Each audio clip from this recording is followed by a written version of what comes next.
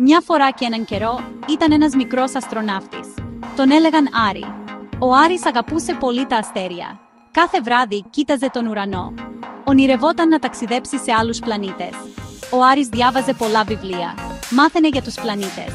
Ήθελε να τους δει από κοντά. Ήθελε να τους εξερευνήσει. Μια μέρα, ο Άρης αποφάσισε να κάνει το όνειρό του πραγματικότητα.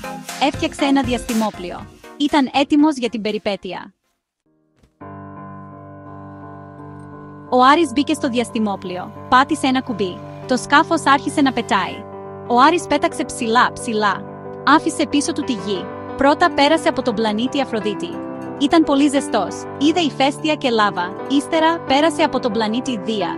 Ήταν τεράστιος. Είχε μια μεγάλη κόκκινη κοιλίδα. Ο Άρης συνέχισε το ταξίδι του. Είδε τον Κρόνο με τους δακτυλίους του. Είδε τον ουρανό και τον Ποσειδώνα. Κάθε πλανήτης ήταν διαφορετικός. Ο Άρης μάθαινε κάτι καινούριο σε κάθε στάση. Ο Άρης έφτασε στον Άρη. Ο πλανήτης ήταν κόκκινος και έρημος. Ξαφνικά είδε κάτι να κινείται. Ήταν ένας μικρός εξωγήινος. Ο εξωγήινος φοβήθηκε. Ο Άρης χαμογέλασε. Του έδειξε ότι δεν ήθελε να τον πειράξει. Ο εξωγήινος χαμογέλασε και αυτός. Έγιναν φίλοι. Ο εξωγήινος έδειξε στον Άρη τον πλανήτη του. Είδαν μεγάλα βουνά και βαθιά φαράγγια. Ο Άρης έμαθε για τη ζωή στον Άρη. Ήταν πολύ διαφορετική από τη γη.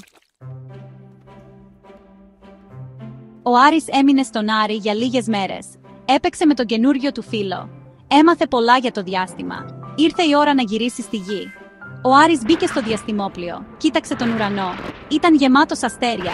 Ήξερε ότι το σύμπαν έκρυβε πολλές εκπλήξεις. Ήταν έτοιμος να τις ανακαλύψει. Ο Άρης επέστρεψε στη γη. Ήταν πια ένας ήρωας. Είχε ταξιδέψει σε άλλους πλανήτες. Είχε κάνει έναν καινούριο φίλο. Είχε μάθει πολλά. Το πιο σημαντικό, η φιλία και η περιέργεια μπορούν να σε πάνε παντού.